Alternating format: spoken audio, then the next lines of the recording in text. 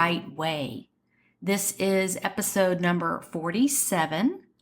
Today's date is February 9th, 2022. My guest today is Sherri, who is located in Canada. Before we get into the chat, let's do a quick calendar check-in. And we're going to backtrack on this one to February 6th. The task is grab 5 items from your death pile and list them today. They could sell immediately. So regardless of what day you're listening to this, do that task today because you could have sales before the day is over. And to provide proof of that, I'm going to give a shout out to Beth Sullivan Spear, who posted on the Facebook group. She said, got an early start on tomorrow's calendar suggestion. Sold 2 items within 30 minutes of listing. Will post sales on Monday's sales thread. Get busy listing. Thank you, Suzanne A. Wells. And you are very welcome, Beth. And just remember, items that aren't listed cannot sell. That's money sitting right there. Those items can't work for you unless they are listed. So congratulations, Beth. I'm glad that worked out for you. And listeners, that could happen to you too. So get busy and list 5 items from your death pile today. Okay, let's get into the chat with Sherri. Today's guest is Sherri, and she is actually outside of the United States. So she is our inaugural guest who is not located in the USA. So she's going to educate us on a bunch of stuff. How are you doing this morning, Sherri? Doing great. Thanks, Suzanne. Thanks for having me today. Oh, this is great. I've seen you so much on the group posting your sales. I was like, I got to talk to this lady and see what her secret is. It's a lot of work. That's what my secret is. It's just plugging really away. Probably no secret at all. No secret. No. Okay, well, let's start off with where you're located. So I'm in a city called Halifax, which is in Nova Scotia, Canada. So we are on the Eastern Shore. We're part of the Maritime Provinces. I guess the closest state to us would be Maine. So if you think of Maine, you can think of fishing villages and mountains and forests. And that's kind of what Nova Scotia is like, very similar to that. Lots of outdoor activities that we participate in. You know, there's skiing and hockey and canoeing and camping and all of that. So that's kind of identifies us, I guess you could say. And I'm embarrassed to say that I had to look at the map and see exactly where you're located because I was like, yeah, that's way up north somewhere. Yep. But one of my goals for 2022 is to learn the cities in Canada and where they are because I'm terrible at geography. Well, we are the largest city in the Maritime Provinces. So I guess the next largest city to us would be Montreal and then Toronto.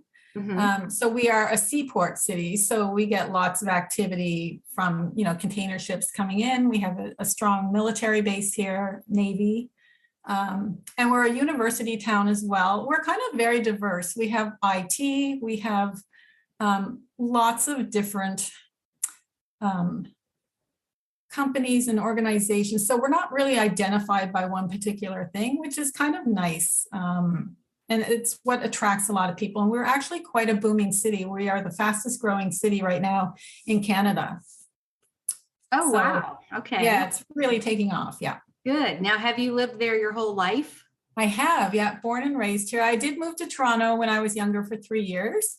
Found it too big and crazy and then came back. Now, is this a French-speaking area?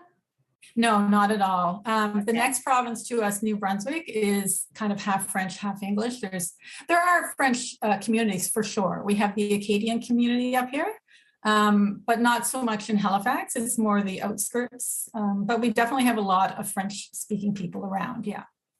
Okay, good. Another thing I started dabbling in for 2022 was trying to learn another language with all these language apps. Yes.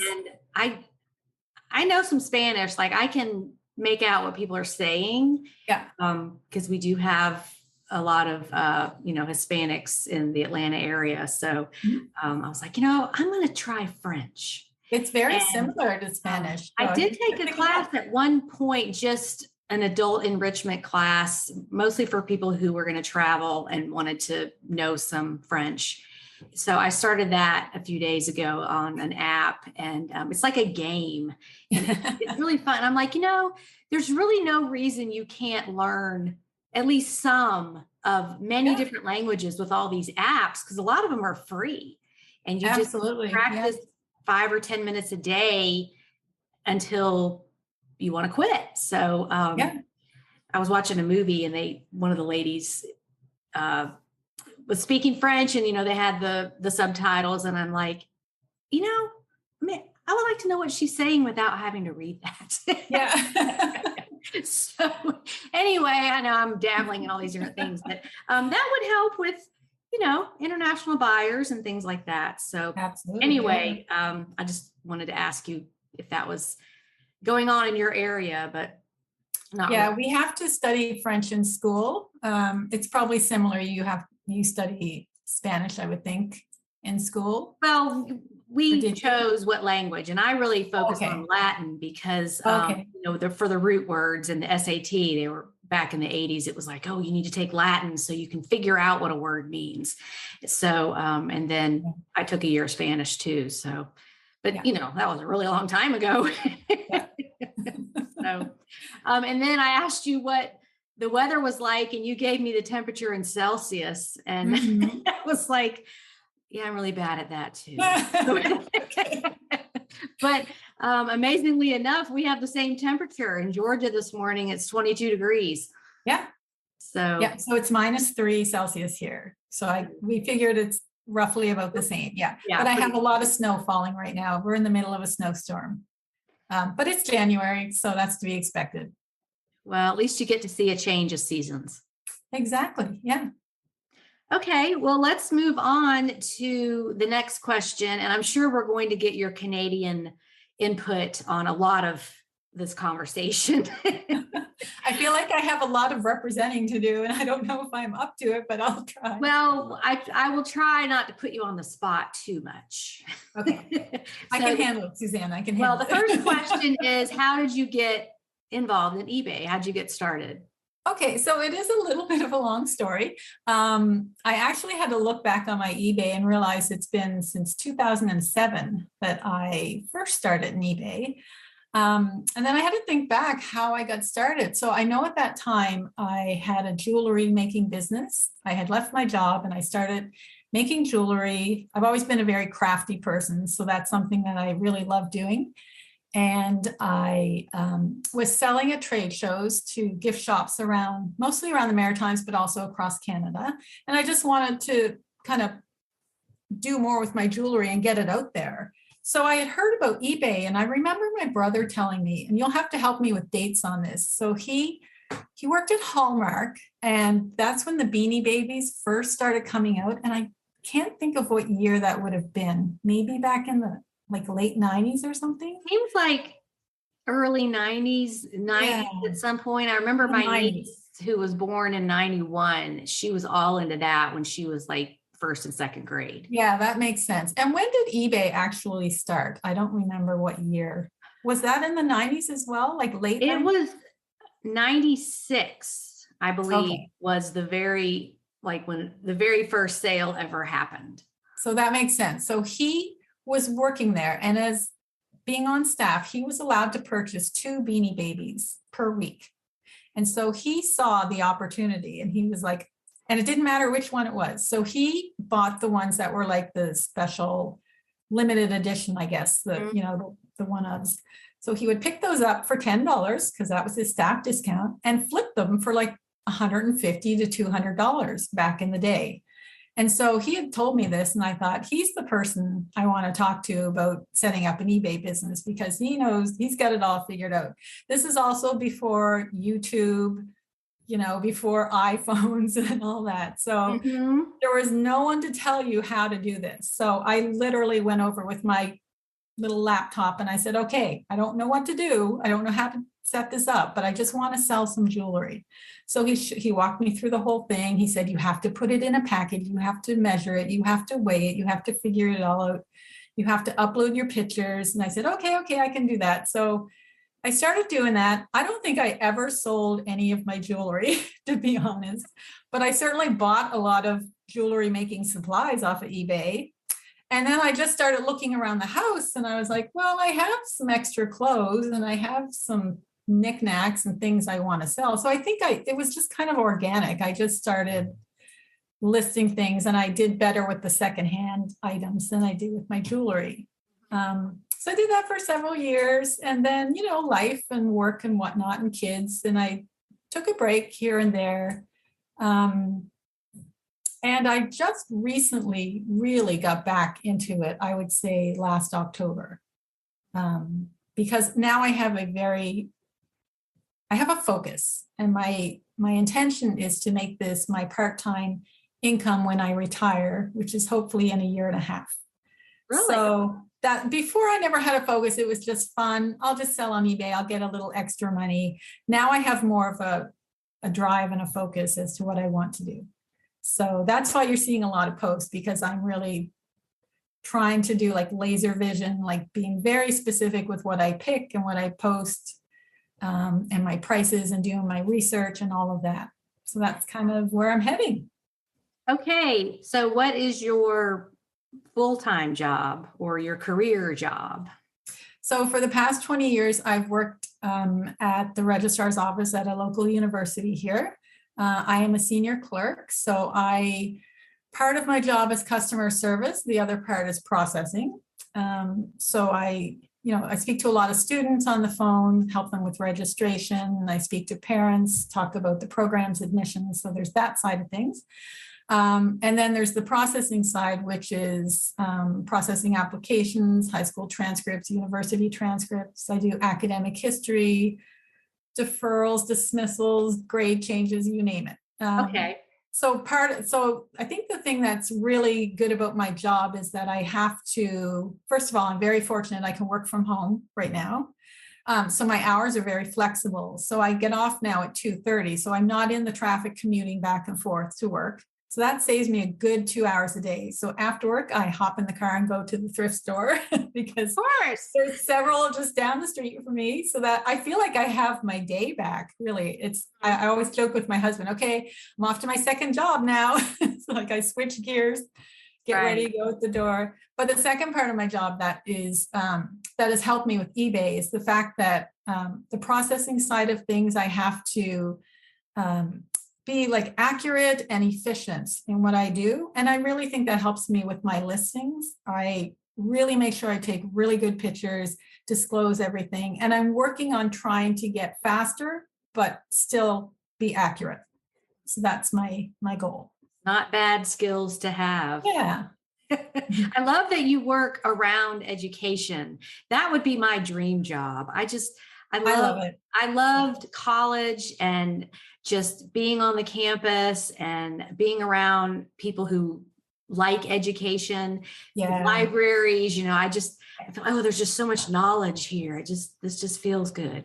So that would be my dream job. If I had to get like a part-time job, would be to do something on a college campus. I think that would be interesting. And the people you meet, and that would just be like my vibe. Yeah, I agree. And it's very satisfying to watch a student who, sometimes has been struggling a bit, and to watch them convocate and walk across the stage. Like, it's very emotional. You've watched them, you've helped them through the years, and now they're graduating and on to their next life. So it's fun. I really like it. Well, I do that, with helping people with eBay. I have a lot of really long-term relationships with people literally back to, I think, 2007 when I started my blog and everything. And, you know, they're like, oh, now I quit my job and I did this and I'm teaching my daughter how to do it or whatever it is. And I was like, yeah, you've come a long way. So it is very satisfying to see, you know, people succeed with it, or they leave for whatever reason and then they come back because they miss it. A lot of times it's not even a choice. They have a sick family member, they have to be a caregiver, or they move, or their job changes, or something like that. So, for the listeners, you can always come back.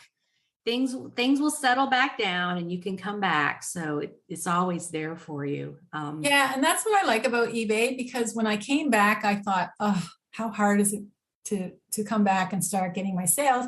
But then I looked and it's like, well, I have over 1,200 positive feedback. So that's great that I've already established myself. And it didn't take very long, maybe a couple of weeks.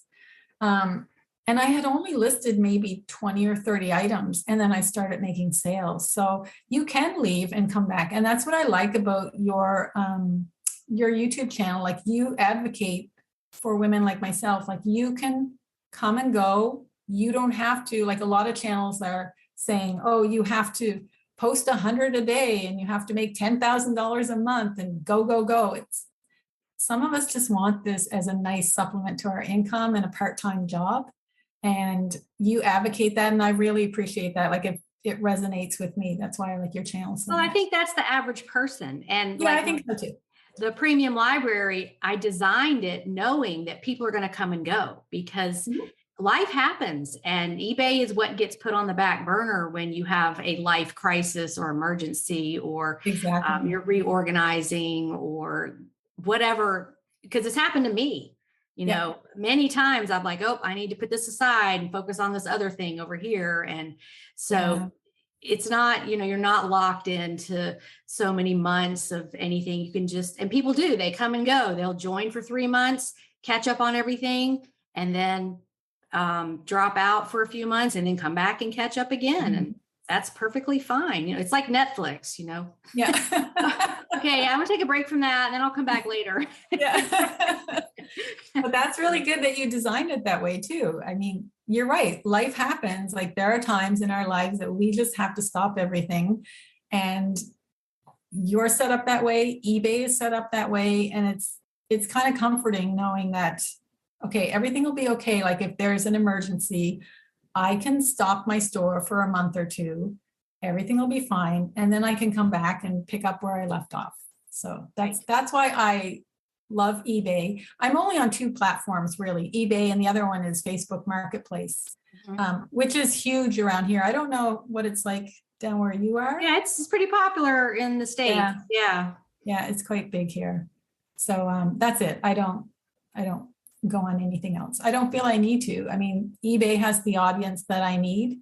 So it's got a worldwide audience. It's established. It's been around for many, many years, and I don't see it going anywhere. So that's all I need. I think they had their 25th last year. Oh, okay.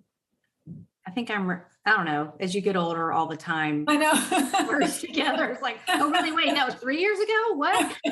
So, but back to what you said about YouTube. I know and I'm not bashing other YouTubers because everybody does their own thing, but it's like, when these people are preaching, you know, list 50 things a day, list 100 things a day. I don't know who the people are that do that, because I've worked with a lot of people one-on-one in my Facebook group, you know, through the premium library, and like, nobody can do that. Nobody has the time to do that. So I don't know who they're talking to, because that's just not realistic. There's a whole lot more of your average eBay seller, your at-home, part-time, I love this, I'm going to do this kind of person, than there are these people who are just robots and slaves. I mean, I think that's like domestic slavery, is sitting at home listing 100 things a day. Like, my head would explode. There's just no way the average person is doing that. So for listeners, I just want to say, you're seeing that a lot. But don't believe everything you see. It's just like all these models that are perfect. That's Photoshop. That's filters. That's not real. Mhm. Yeah. And I think a lot of them are just doing the same product over and over. So they're just doing a specific line of jeans. But I like how you advocate more for the vintage and the one of items. I love watching the super sale videos. Like I just gravitate towards those. And it's like, I have actually found things in my store. And I have your BOLO book now, so that's fun. Yes, you do. Thank you so Yeah. much. We had a little trouble Yeah. getting it up there to I know. We had a little bit of technical difficulties there, but it's all good. Yeah, it worked out. So great. Yeah, Yeah, and so, it's just, that's more fun for me I as love a vintage. content creator to talk about these really fun and interesting and nostalgic items like, Yeah. oh yeah, we had that in our house growing up, or my mom had one of those, or my mom used to wear that, all these things that you remember.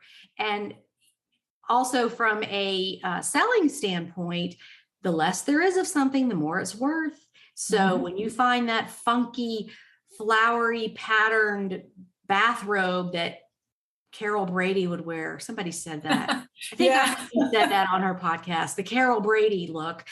There's a lot fewer of those than just your average everyday item that anybody can find. And, there's thousands of them, the Coach purses and the, all those items that they're just completely oversaturated.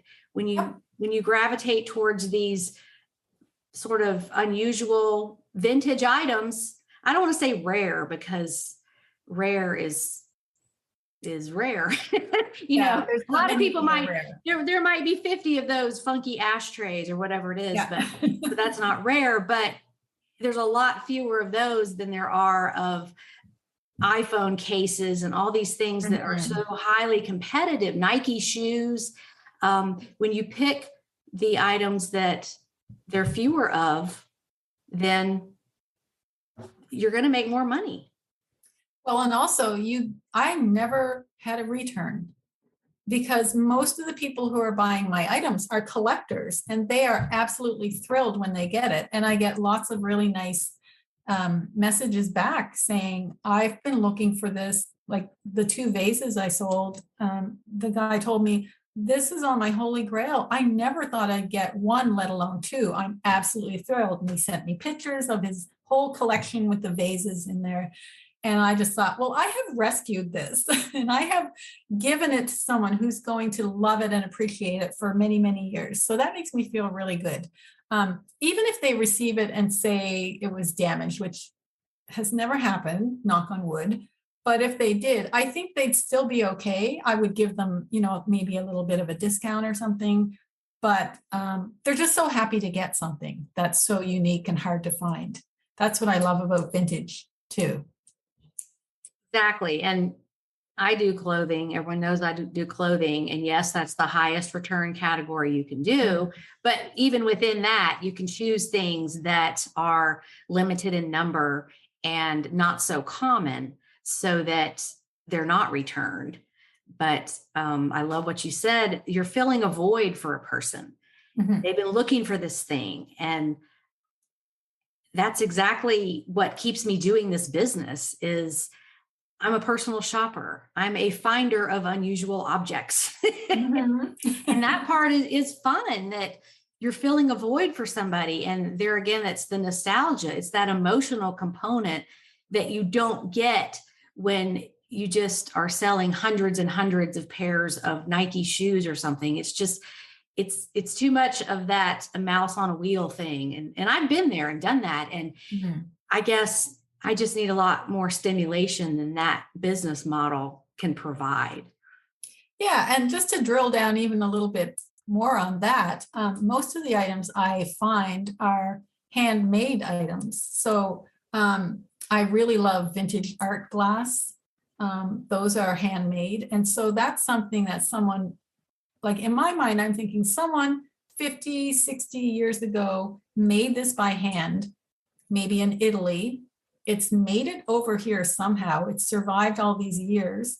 And now I'm taking that piece of art and giving it to someone who will appreciate it. Like sometimes it gives me goosebumps just thinking about the fact that it survived this long and it will survive many more years. You know, you don't have that connection with something, a piece of And clothing. it makes you feel like I'm the custodian of this item until right. it reaches its final Yeah. destination. And then that collector's going to have it. And Yeah. one day it's going to have to go somewhere else because, you know, either that person's going to die or they're going to get rid of their collection. And then it's going to move on to the next custodian. So it's like we're taking such good care of these items to preserve them. It has a real historical angle sometimes. Mm-hmm. I agree. So let's talk about what you sell, because I see some of your items in the background. Oh, yes, yes. I sell lots of art glass. I love art glass. I'm just gravitated towards, do you use the phrase knickknacks? Is that something that? Yeah, and people call them tchotchkes. Yeah, tchotchkes. Yeah. I would say knickknacks. That's like if I were to categorize myself, it would be vintage knickknacks. So anything you put on a shelf, display, look at, not necessarily use. They really don't have a lot of function. So you like pretty things. I like pretty things. I've always, since I was a little girl, I've always liked pretty things. And I just appreciate them. So that's kind of my forte, I would say. But I'm moving into vintage books. So I have sold a few of those. I found an architecture book that was very specific. And I just looked at it and I thought, that looks interesting. So I did sell that for about $60. That's great. Yeah, I found another very old book that was from a French poet. It just had really interesting a cover on it. So I think that sold for about $80. So I'm it's harder to find those, but I like those because again, it has nice nostalgia. It's very unique and it's easy to ship. I think books are overlooked. Yeah. Eileen talked about books in that podcast, but I think they're overlooked because it's overwhelming to look through all of them, but you find them sort of thrown to the side. I remember one time, I think it was like 2013, I was at a thrift store. It was a little Humane Society, really dumpy, hole in the wall kind of place. And they had no idea how to value their items. So, love it. I bought a few things and then I was walking out, and in the trash was this architecture book.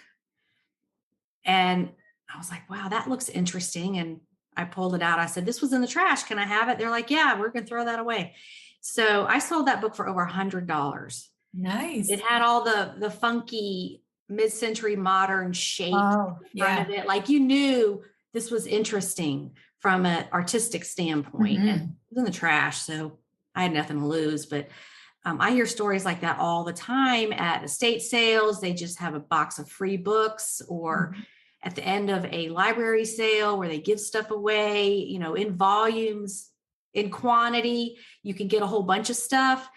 I just think there are so many books. It's just overwhelming to a picker that doesn't really know what to look for. Yeah. And once you start picking those, you know what to look for. Like I didn't know anything at first, and now I know to look for the year and just the feel and the design of the outside of the book and the yellowing of the pages. Like you get a good feel, and just like a different topic, those books can really go for good money. But I'm just starting to dabble in that, and catalogs too. So I've sold a few of the Sears wish book catalogs. They're hard to come by, but those sell really well. Yeah. Now, do you ship most of your items to the United States? Yeah, I would say the majority. Well, I would say probably 75%. It's funny, eBay is not a big thing here. So I don't know of anyone other than my sister and my niece. They're the only people I know of all my family and friends, coworkers, everyone. Nobody I know of sells on eBay, and nobody I know of buys from eBay. I mean, I'm sure people do, but it's not a big thing up here. So, so there's just not a lot of Canadian buyers. But the big thing, and I'm sure this was on your list of questions to ask me, the big thing is shipping. And we have quite a hurdle up here as Canadians trying to sell on eBay. That's why I am specifically in the vintage category, because people will pay the extra shipping for a vase, but they won't for a Old Navy top. I can't ship a blouse for less than $20, and that's crazy, but that's Canada. Oh yeah, it's got to be something really unique, unusual, limited in number, because if they really want it, it's in Canada, I'm gonna have to pay extra. So that is a very smart way to run your business, and maybe that's why it's not so popular up there, is most people haven't figured that out. Like, they're trying to list the average everyday items and the shipping's just too high. So it's not going to work. There is a workaround. There is a company that offers a discount and they work with Canada Post. But the thing is, you have to do volume for it to work for you. So I know there are Canadian eBayers that are selling clothing and are doing high volume. That's a whole different group of people. I don't think that's the kind of people that are listening to your probably YouTube channel, which is fine. Those are the people who are listening to the other ones who are cranking them out. And because we have tons of clothes up here and the prices are great, and we get lots from the US coming up here in certain thrift shops, brand new with tags on it. And I look every time I go, I thought, if I sold clothing, if the shipping was better, I could do this, but it's just not worth it for me. I would rather sell one item at $50 than try to look for that one pair of jeans. And they get picked over so much anyway. So it's really difficult to sell clothing up here. Maybe in the bigger cities, maybe Toronto, Montreal, and Vancouver, like maybe it's easier for those people, but not so much here. So. Well, I have heard of Canadians that live right on the border, that they will come over to the US and get a PO box or something like that so that they can operate within the US, and then they just go back and forth. They use a ship from location. So, maybe twice a week they ship, they drive over the border, they ship it out from the US. So it doesn't even look like it's coming from Canada. And then, any returns would come back to that PO box. Yeah, like we don't even have a choice. Like within Canada, we only have letter mail and parcel. So if I had like a little tiny blouse that would fit in a little tiny envelope, say like a tank top or something, that would be counted as a parcel. So I'd have to measure it. Like we don't have these boxes that you have. I forget what they're called. The flat rate. The flat rate. We don't have anything like that. Well, we do have some, but just within Canada. It doesn't go to the US, because once it hits the US, it goes USPS, I believe. Mm-hmm. So we don't even have that option. So I literally would have to put it in an envelope, but measure the envelope as if it was a box. So it's just crazy. Well, but you've identified a way that it works. Yes. So I commend you on that, because trust me, over the years, I have worked with a lot of people, and there's sometimes a stumbling block that I'll make suggestions and they're like, no, I don't want to do that. I don't want to do that. That's not going to work. And like, we couldn't figure out a way, or they weren't willing to do what it would take to make it happen. There's always a solution. It's just, there is always a solution. Are you willing to do it? Yeah. So, yeah. And so I find like the thrift stores here are getting, I don't know what they're like there, but they are extremely competitive there's so many resellers now. It's, especially with Facebook Marketplace, like I feel like it's really taken off. So it's very, very competitive. So I'm starting to look at different sourcing options. I do an online estate sale auction now that it's a very large company. So that's where I got my teapot from, and a couple of the other things that were really big. So I'm doing that, and I'm starting to look on other platforms other than Marketplace to do my sourcing rather than physically going into the thrift stores. So I'm trying to move in that direction to find more sourcing options. Where there's a will, there's a way. That's what I think. So if you really want to do it bad enough, if too many people give up thinking, well, the thrift stores, they're so they're so busy and people get all the good stuff if they're there first thing in the morning, and there's no point. Well, just shift your gears and think of a different product, that like books that people aren't looking at. I mean, the books I found were just sitting there, and I guarantee you not many people were looking at those. And I think to even be an entrepreneur, your mindset has to be not if, but how. And you just Exactly. keep trying different things. I mean, I have a whole list of things I've done that failed, but that got me one step closer to the thing that was going to work. It's like, what about this? No, what about that? That didn't work. And then you finally get to that stepping stone where, oh yeah, this is going to work. And you have to go through all the things that don't work so you can just eliminate them. Just cross that off, keep going. So that's your mindset, because my next question was, you said eBay wasn't a big thing, but you said there's a lot of resellers. Yes. So I was thinking, oh, if eBay's not a big thing, then she must have a lot of choices when she goes thrifting. So you're saying the resellers are buying to do it on Marketplace. Yeah. Okay. Poshmark is big up here because their shipping is better than, so Poshmark has, my niece sells on that, and she told me that they have an agreement with Canada Post so they can ship things. But she also told me it's a lot of social media. I know there's a lot of younger people on Poshmark, and I'm like, I don't have time for social media. I want to put my item up the best that I can and let eBay do the work for me, because that's what I pay them for. So I think there are a lot of people up here doing Poshmark and Facebook Marketplace. Do you do promoted listings on your eBay? I do, yeah. I just started doing that the past maybe 2 months. And it does help.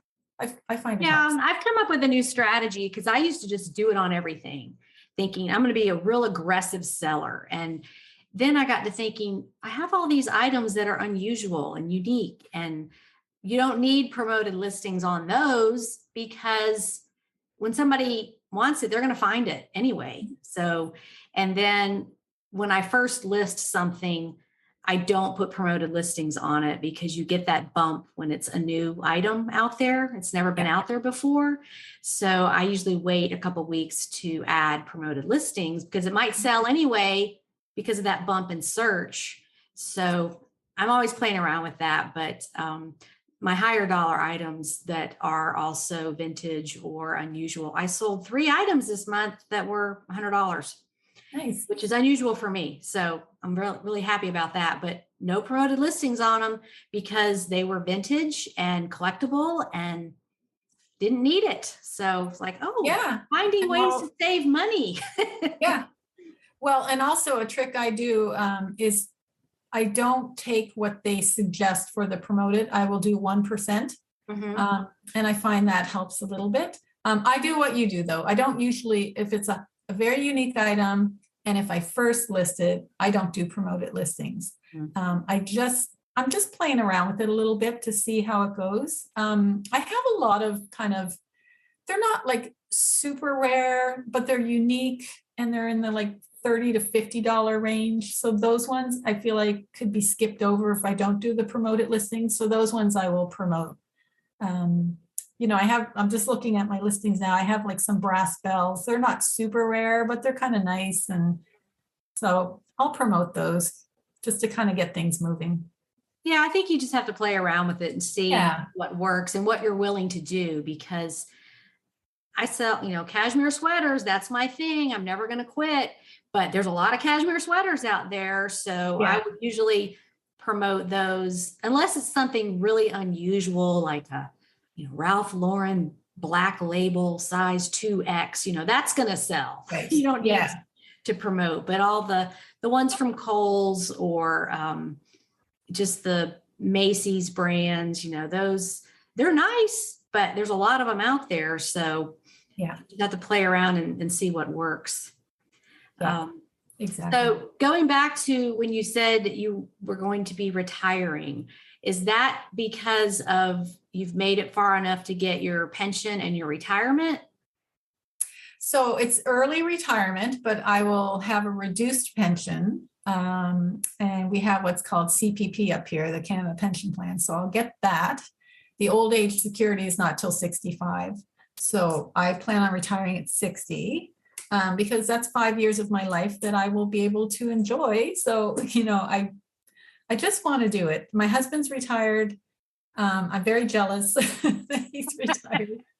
And I just see the potential with this. Like, I absolutely love thrifting and I love posting stuff on eBay. Like, it is my dream job. So if I could do it every day, I would absolutely love to do that. I like my job, my regular job. It's a very good job. It pays well. It has benefits and everything. But I've always been an entrepreneur, for one thing. I've had my own tailor shop many years ago.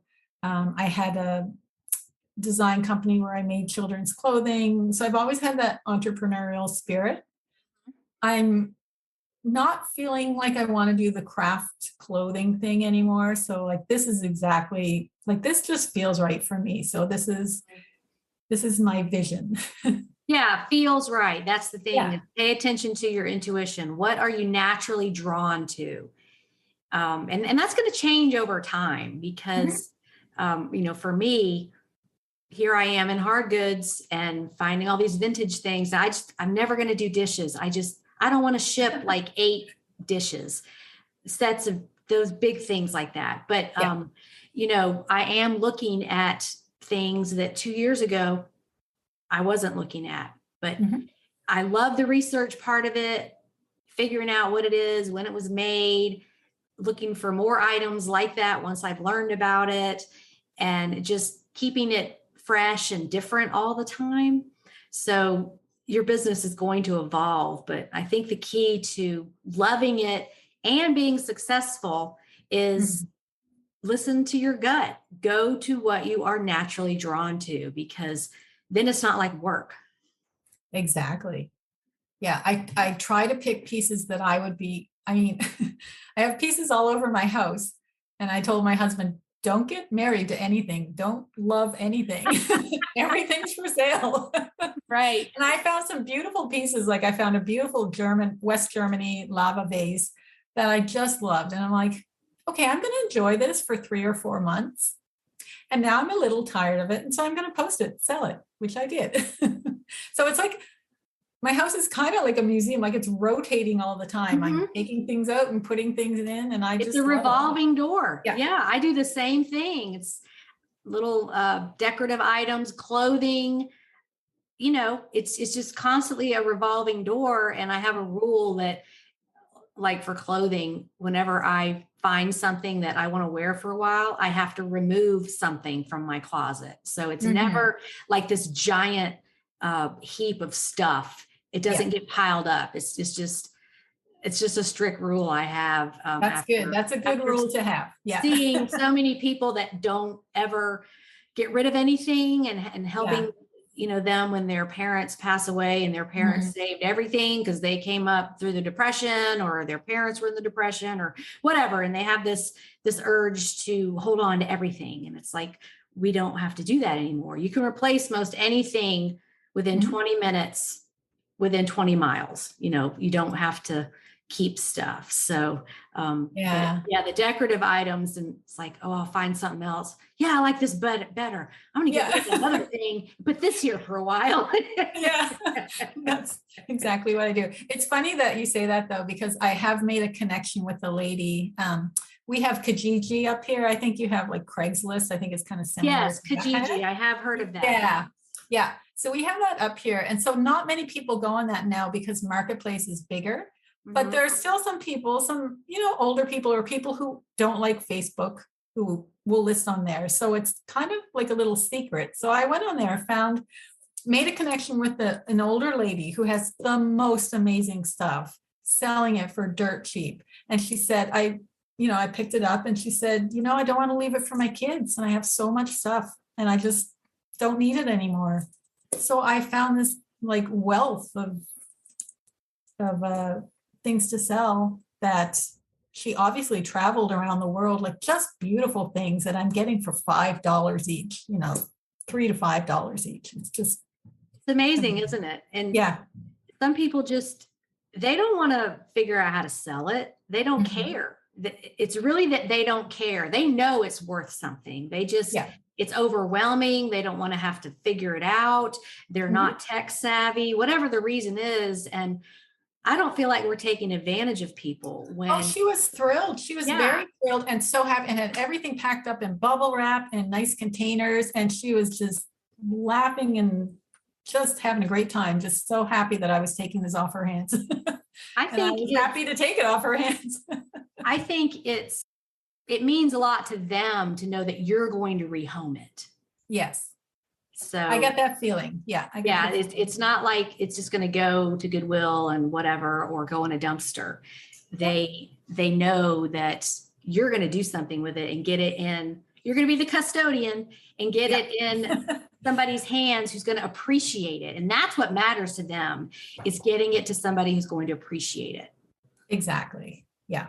So I want to make more connections like that. I think, um, you know, everyone talks about the thrift stores, but people don't really talk about, and they talk about estate sales and things like that, but they don't talk about making connections and doing your sourcing in easier and more efficient ways. Like I would rather drive, it's a 30-minute drive to pick up items from this lady. I would rather do that and spend $200 or $300 all at once. And then I've got enough for the entire week or the next week to list. And I don't even have to go to the thrift store. I would way rather do something like that.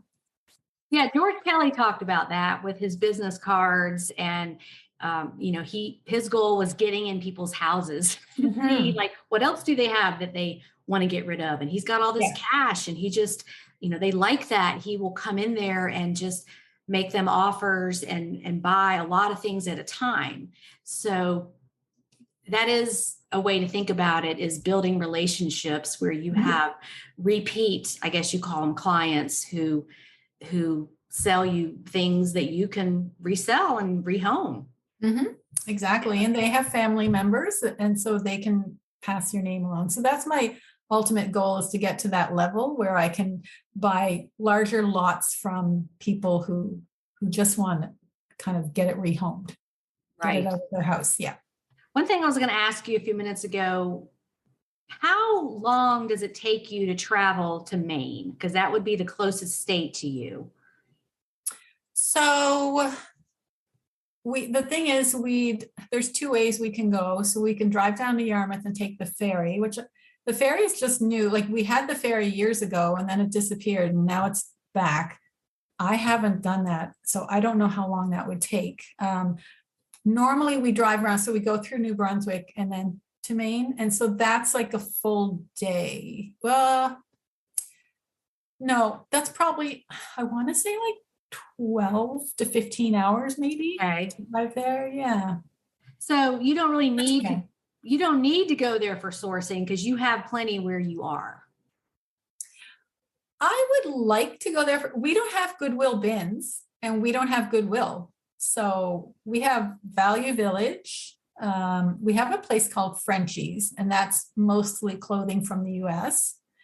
And we have lots of sort of like church thrift stores, food bank, that kind of thing, like volunteer driven. Those are the best ones.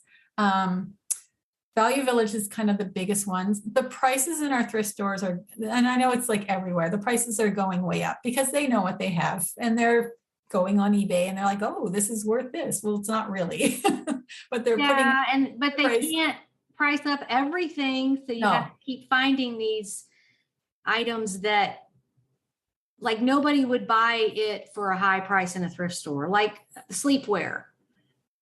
I've yeah, been finding these vintage Vanity Fair velour robes that our mothers wore, and probably we wore them. It's yeah. like, it's so 80s. And all of a sudden I'm finding all these and they're $3 because it's the sleepwear. That's how much it costs. But Yeah. on eBay, you can sell them for 50, but nobody's going to buy that for 50 in a thrift No. store. So you have to keep finding things like that, they're going to mark up the handbags. They're going to mark up the shoes. They're going to mark up some of the collectibles and the jewelry and the sunglasses and all that. But they can't mark up everything because nobody's going to buy it for that price. Well, and I bought those German dishes there at Valley Village for $10 that I sold for $250. So they don't catch everything. They don't. Most of their employees just don't have the knowledge. They don't. They know some things, but they can't know everything, because if they did, they really wouldn't be working at a thrift store. Sure. They'd be doing something else, because all of the dinnerware and the dishes and all of the hallmarks, that's a lot to learn. Yes. So you just can't know it all. Yeah. So let's talk about some of your high dollar sales, and if you have any stories attached to those items. Sure. Well, I was very excited to see the video with my teapot on the front. I just about lost it when I saw that. And I told my family and all my friends, I'm like, I'm famous. I want Suzanne's video. So the teapot, I sold it, and that was my highest sale. $500 I sold that teapot for. So I bought that at an online auction. So we have a very large auction company here that does estate sales. Usually the items go for retail value. They go quite high. This one, so we have about a week that we can look through everything, and I research everything. And I saw this puppy. It's called Puppy Pals. I believe it's Lefton, but it wasn't marked Lefton. I remember that now. Yeah. Yeah. So the problem with this particular company is they take terrible pictures. They never take a picture of the bottom. You're just going on blind faith most of the time. So I saw it, and I remember the cats. I don't know what the cats are called, the Lefton cats. And I knew they went for some good money. So I thought, oh, well, that's cute. It's a puppy dog. It's a teapot. Let me look it up. And I saw the sales of $700. And I was like, okay, I'm bidding up on this. And I never bid this high, but I bid $120 for that. I went to pick it up. It was the tiniest little teapot I have ever seen. Flipped it over, no Lefton on the bottom. So I was crushed. I saw a little tag. It said, I think it said made exclusively for Toronto imports. It looked identical to a Lefton. So I feel like Lefton made it, and they just did it for this company, like it was an import thing. And so they just didn't stamp it. So I thought, well, I'll ask less. I can't possibly ask 700 if it doesn't have the Lefton stamp. So I think I put it up for 600, and within 24 hours, I had an offer for 500. And I honestly thought I wasn't even going to get my $120 back. So I was thrilled. So I was getting ready to package it, and the lady messaged me. She's like, I've been looking for this my whole life. I'm so happy. It's exactly what I want. And I was happy. I made some money. She was happy. It was great. It happened very quickly, right? Very, very quickly. Within 24 hours. Yeah. That's amazing. Yeah. So you never know with those leftovers on those online auctions. It really is about what you know, because even in thrift stores, estate sales, wherever, you don't know who's been there before you and what they know or what they want to sell. People may have seen it and they're like, yeah, I don't want to ship a teapot, or it doesn't have Lefton on it, so I'm not going to do it. Exactly. Yeah. And I would have probably second guessed if they did take a picture of the bottom. I may not have bought that. So I'm kind of glad that they didn't take a picture of the bottom because it worked out. Well, that's that risk-taking attitude that entrepreneurs have. It's like, okay, what's the worst thing that can happen? I'll be out $100. I'll learn that, okay, if it doesn't have Lefton on it, don't buy it, even if it looks like it. You have to reframe those things with, what did I get out of this experience? It's not always money. It's something that's going to help you make money in the future, or help you from losing money in the future. Yeah, you are absolutely right. So every time I say I make a mistake, it's not really a mistake. It's like, I lost money on this particular item. I will never pick up this item again. It's just not worth my time or energy. Lesson learned. Move on to the next thing. Yeah, absolutely. Okay. Well, see, we've been talking an hour and it didn't. Oh, wow. I told you. Everybody says, I don't know if I could. I don't think I'm interesting enough. I don't know if I can talk for that. And it's like, no, just let's try it. And I get them on here and see, it's just like talking to an old friend, Yeah, you're very easy to talk to, Suzanne. Well, we know the lingo. We do the Yeah. same thing. Our passion is the same. So, Mhm. Anytime you get people like that together, it's just you have no sense of time passing. Mhm. Something else I was going to ask you. Oh, so how many items do you have in your store? I am just at 100 now. I would like to get at least to 200. So I've been trying to list 2 to 3 a day. Like I'm not going to sit there and crank out a ton. I take time with my listings. So yeah, I think 200, for some reason I have that in my mind, is a good place to be. But I'm happy with 100 for now. I have a full-time job and this is my part-time job. So And really the number of items is not relevant. It's do you have a certain monetary goal every month or something you're trying to get to? I do, and I'm right on my monetary goal. I have a goal of 1,500 a month, and I'm pretty much bang on with that. So is that sales or profit? That's sales, and that's what that's my sales. Okay. Yeah, that's really what matters, is how much money are you making? Because you could sit there and list 100 things that are going to sell for $8, and that's a lot of time and energy. And, you get to a point where it's like, I need to be doing higher dollar items so that it's more time efficient. I did want to mention that my average price per item is $5 or less. The teapot was a complete fluke. I don't normally ever spend that much. Right. And I had one other item, the 2 vases. I think I spent $40 on those. I just knew they were special and I was willing to take the risk. But overall, I spend maybe $10 on an item, usually 5 or less. And those items can easily go for 10 times what I pay for them. So that's kind of what I'm looking at. Those are kind of my bread and butter. I try not to post anything less than $30, just because of the shipping and everything. It has to be more high dollar items, I think, to make my store work best. Now, are you selling on eBay USA or eBay Canada?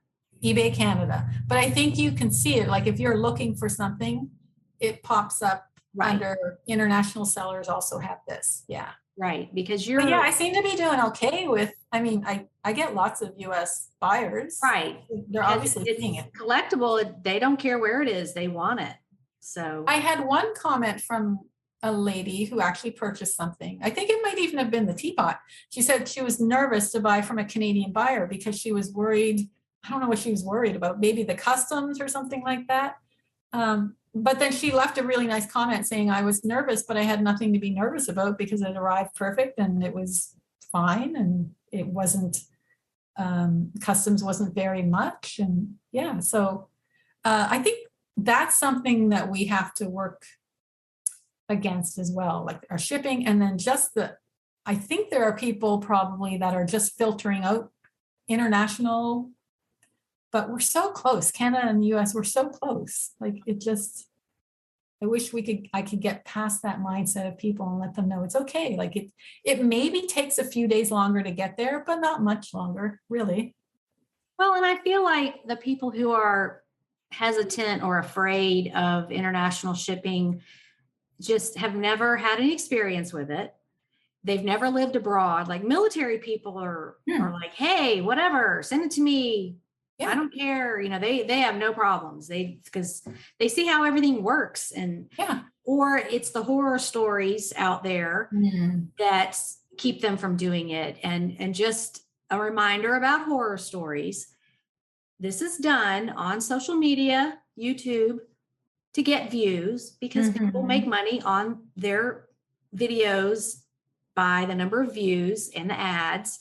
So of course they're going to title it, my horror story. And then that gets out there and people listen to that and they think, is it even real? Did that even really happen? And just don't listen to those people, because their motivation for making that video is not to help you. It's to Mhm. get views on their video. It's called hype. Exactly. And Yeah. it's just, listen to the people who do it all the time and are comfortable with it and can help you understand it. And, they're just people like you living in a different country. They just want to buy stuff. And it's so easy to ship. It's really not hard. There's nothing to be afraid of. If you are afraid, watch some videos on it, talk to people about it, get rid of that fear. Start with small items, maybe. If you're afraid of breakables, try like a tiny ceramic vase or just like one item. Coffee mug. Learn about, yes, coffee mug. Yeah. Watch videos on how to pack it properly. It's not hard once you know how. I feel like I can pack anything breakable and it's going to be okay. Because I now have the confidence. I didn't have the confidence before, but now I have the confidence to do it. So, well, and it's also easy through eBay on the USA side, because we have eBay Standard International now, which is cheaper than Global Shipping Program. Global shipping is more expensive because it's all priority. right. The eBay Standard International is eBay's version of First Class International, and it goes up to 66 pounds. Oh, Both of them come with $100 of insurance. You can always add more. You can do it through Pirate Ship and add more insurance. So there's all these safety nets around where you don't have to be afraid to do it. Think ahead. Okay, what could go wrong? Okay, then what can I do to keep that from going wrong? Put more insurance on it, that kind of thing. So I know I preach this all the time, but it's just, we live in a global economy. You're getting on Zoom with people in other countries. We're all in this together. There's no reason not to ship things to people anywhere in the world. Yep. In my previous eBay career, I shipped auto parts to Russia and they arrived fine. You just have to take a leap of faith. The worst thing that can happen is you're owed a little bit of money. That's it. And if the customer is upset, you work with eBay, you work with the customer, you resolve it. That's the worst thing that's going to happen. So you have to take a leap of faith. And you have so much more to gain than you have to lose. Exactly. Listeners, you can go on your listings right now and you can add eBay Standard International to every listing in the bulk editor and have that done in 5 minutes. And you are opening yourself up to billions of more people that have money. Like some of these countries, I've shipped things to Kuwait and in the Middle East, where these are very wealthy people. Somebody bought a t-shirt for $100 once and lived in that, what is that? The Sultan of Brunei. Okay, he lived in Brunei, and that's one of the richest countries in the world. They got money to spend, people, Yes, they don't care how much it costs to ship it. If they want it, they're going to go buy it, and it might as well be from you. Exactly. Yes. Okay. So I will get off my soapbox now.